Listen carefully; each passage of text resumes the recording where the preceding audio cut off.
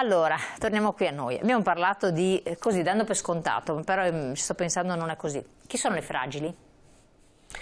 Oggi i fragili possiamo essere ciascuno di noi, nel senso che può Cosa essere... vuol dire? Cioè, traduciamo la con un fragilità esempio. può arrivare da una difficoltà ad attraversare una malattia, piuttosto che vivere in modo più solitario alcune fasi della vita. Abbiamo bisogno di relazioni sociali, la pandemia ha molto isolato, specialmente chi non era di interno, anche di... Quindi non è solo la disabilità, perché No. tante volte uno dice il fragile, è il disabile, che no, potrebbe essere la persona che ha subito una depressione, ha avuto una patologia anche abbastanza grave, ha avuto un incidente in luogo di lavoro che ha comportato dei cambiamenti importanti nella sua vita, delle menomazioni, oppure una persona che non riesce ad andare avanti a certi step perché magari non sono consoni al suo forma mentis. No? Magari una persona che ha sbagliato, quindi è afferente al mondo carcerario e appunto esce, ha scontato la sua pena e comunque non riesce a ritrovare un inserimento lavorativo perché sconta ovviamente il pregiudizio. Altra categoria molto fragile che noi incrociamo sono le persone migranti, per cui ecco, poi appunto la disabilità ovviamente sì, sempre, certo, soprattutto alcune tipologie di disabilità, per cui la disabilità psichica e fisica grave ovviamente. E quelli però già di default si tenderebbero a individuare. Però fragile anche è chi non appartiene a una comunità, non appartiene a una rete, non appartiene a un'associazione di volontariato, non si sente anche parte di un territorio, non si sente dentro a delle relazioni. Allora, come si lavora su queste fragilità? Sul fronte sociale di cui mi occupo io, si cerca, si sta spingendo molto, si dice un'integrazione dei ruoli, per cui che i comuni insieme all'ULS, insieme al mondo della cooperazione sociale, insieme al terzo settore, all'associazionismo, si cerchi ciascuno di giocare la propria parte, proprio perché spesso e volentieri quello che viene riconosciuto dalla persona come il soggetto più credibile, una volta era il parroco quando ero piccola, l'assistente sociale no, perché sembra che sia che c'è un problema, lo psicologo. Ecco, invece secondo me se riprendiamo un po' dal tema che la fragilità è dentro un po' alle fasi della vita e io so però di per certo che da chi vado verrò aiutato perché dietro c'è una collaborazione sempre più stretta tra i diversi soggetti, perché si trovi davvero qual è il supporto psicologico di relazioni piuttosto che di attivazione lavorativa che è più utile in quella fase per sbloccare una fase,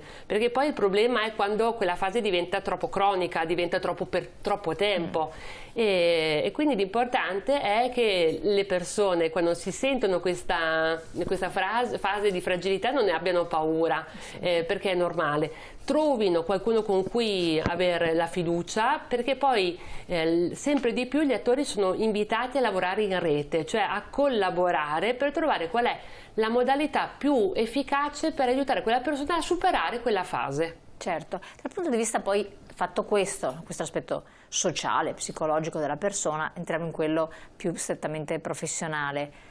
Cosa succede? Un attimo solo che leggo il messaggio. Vi sto seguendo e ho visitato il vostro sito e reputo molto interessante la vostra mission.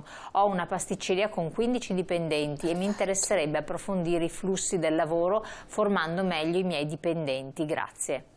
Ecco, questo è un bel esempio, no? Di quando l'imprenditore dice mi interessa sta cosa, mi rendo conto che ho dietro di me 15 persone che ho bisogno, no, di capire anche come reggere lo stress, i clienti, la fatica eccetera, ed è importante quella logica di fare squadre, per cui magari alla signora che ha scritto invitiamo a prendere a prendere contatto con noi, perché il tentativo che facciamo noi è anche poi di costruire dei percorsi, no, si dice su misura, proprio sartoriali, per capire le caratteristiche e soprattutto il progetto che ha quella persona con quell'impresa, con quei lavoratori. Questo è molto interessante, prego. Se vuole anche commentare il messaggio. Il commento è: ci scriva e parliamone assolutamente, perché è molto interessante quello che scrive, come appunto diceva la collega. Tornando alla sua domanda precedente, dal punto di vista lavorativo la rete rimane fondamentale, quindi una volta che abbiamo approfondito la rete sociale della persona, abbiamo cercato in qualche modo di trovare il servizio che potrebbe essere più utile per quella determinata persona, è importante continuare a collaborare anche per l'inserimento lavorativo. L'inserimento lavorativo di solito, soprattutto per le persone particolarmente fragili, è quello che chiamiamo la punta dell'iceberg di tutta una serie di altre problematiche che ci sono alla base e che devono essere indirizzate prima. Però anche nella punta dell'iceberg poi bisogna continuare a collaborare con tutta una rete di servizi. Poi cambiano magari i servizi di riferimento. Io ovviamente ho più a che fare con Veneto Lavoro, quindi vari centri per l'impiego, però anche con gli assistenti sociali, quindi comunque il passaggio dalla rete sociale, quindi cosa facciamo per la persona per metterla in grado di lavorare, e poi il passetto in più è come facciamo poi effettivamente a trovare l'inserimento lavorativo. Quindi anche lì insomma la rete è fondamentale, la rete con gli operatori pubblico e privati. Facciamo due lavori diversi che però vanno ad integrarsi in modo assolutamente fondamentale. Invece per quel che riguarda il tirocinio? Beh, per il tirocinio ovviamente l'attore principale sono le imprese, quindi le imprese del territorio. Però siete coinvolti anche in qualche modo? Assolutamente sì, noi alla fine di quasi tutti i nostri percorsi appunto proponiamo un tirocinio, quindi lo stage, la formazione on the job, quindi per noi è fondamentale avere una rete di aziende cooperative, ma anche non, insomma, quindi di aziende del territorio. Aziende vere e proprie, insomma, inserite nel territorio. Sì. Che ci aiutino insomma ad individuare anche le mansioni più richieste, perché è inutile fare dei percorsi autocelebrativi esatto. in cui poi alla fine non c'è richiesta nel territorio. Infatti quello è un po' anche tante volte il commento di molti, che ci siano corsi di formazione che però non rispondono a quelle che sono le aspettative delle aziende, quindi lo fai perché devi fare questo monte ore, perché sennò esci dal sistema di cosiddetta cassa integrazione, di si voglia, però poi non ti serve a molto questo. Guardi, le faccio un esempio: abbiamo appena presentato dei progetti a valere sulla Work Experience, che è il Fondo Sociale Europeo Plus, quello il 2021-2027.